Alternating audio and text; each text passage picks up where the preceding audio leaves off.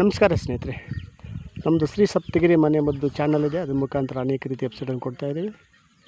ಸ್ನೇಹಿತರೆ, ಪ್ರಕೃತಿಯಲ್ಲಿ ಎಲ್ಲ ರೀತಿಯ ಗಿಡ ಮರ ಬಳ್ಳಿಗಳಿವೆ. ಇದರಲ್ಲಿ ನಾವೇನು ಮಾಡ್ತಾ ಅದು ಗೊತ್ತಿದ್ದರೂ ಸಹ ನಾವು ಉಪಯೋಗಿಸ್ಕೊತಿಲ್ಲ ಅದನ್ನು.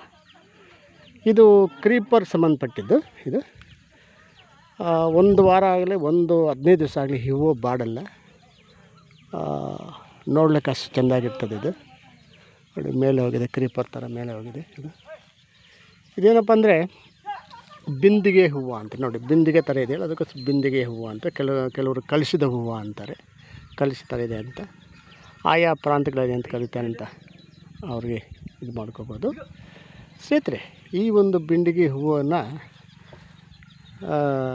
ಈಗ ಅದು ನಮ್ಮ ವಿಜ್ಞಾನಿಗಳು ಬೇರೆ ಬೇರೆ ರೀತಿಯಲ್ಲಿ ಇದು ಕಂಡುಹಿಡಿದು ಅದು ಆರ್ನಮೆಂಟಲ್ಲಿ ಬೆಳೆಸಲಿಕ್ಕೆ ಒಂದು ಇದಾಗ್ತಾರೆ. ಕ್ರೀಪರ್ ಸಂಬಂಧಪಟ್ಟಿದ್ದು.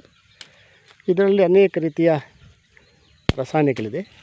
ಅದರಲ್ಲೂ ಆಂಟಿ ಆಕ್ಸಿಡೆಂಟ್ಗಳಿದೆ.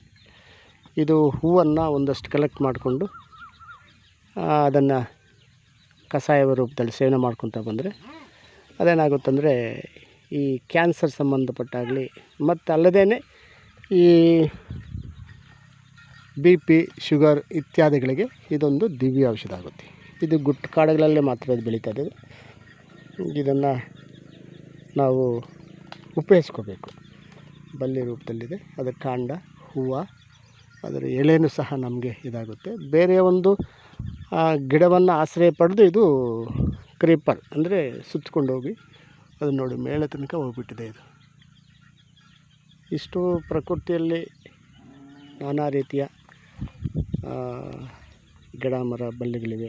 ಅದನ್ನು ನಾವು ಉಪಯೋಗಿಸ್ಕೊಂಡು ನಾವು ಅದನ್ನು ಸೇವನೆ ಮಾಡ್ತಾ ಬಂದರೆ ನಮಗೆ ಯಾವುದೇ ಕಾಯಿಲೆ ಕಸರ ಬರಲ್ಲ. ನೋಡಿ, ಇಲ್ಲೇ ಇದು ಕೊಡಚಿಪಾಲು ಅಂತಾರೆ. ಈ ನೋಡಿ, ಈ ಹುಲ್ಲು ನೋಡಿ, ಇದು ಕಾಸಿ ಹುಲ್ಲು ಅಂತಾರೆ. ಇದರಲ್ಲಿ ಸೆಂಟೆಡ್ ತೆಗಿತಾರೆ. ಅದು ಸಹ ಎಲ್ಲ ನಮ್ಮ ಪ್ರಕೃತಿಯಲ್ಲಿ ಪ್ರತಿಯೊಂದು ಗಿಡ ಮರವೂ ಔಷಧಿಯುಕ್ತವಾಗಿ ಭೂಮಿಗೆ ಬಂದಿದೆ. ಇದನ್ನು ನಾವು ಉಪಯೋಗಿಸ್ಕೋಬೇಕು. ಇದು ಉಪಯೋಗಿಸ್ಕೊಳ್ಳೋದ್ರಿಂದ ನಮಗೆ ಅನೇಕ ರೀತಿಯ ಲಾಭಗಳು ಇದೆ. ನಮಸ್ಕಾರ. ಇದನ್ನು ನೋಡಿ ಲೈಕ್ ಮಾಡಿ, ಶೇರ್ ಮಾಡಿ, ಸಬ್ಸ್ಕ್ರೈಬ್ ಮಾಡಿ. ಎಲ್ರಿಗೂ ಹೋಗಲಿ, ಎಲ್ರಿಗೂ ಮುಟ್ಟಲಿ.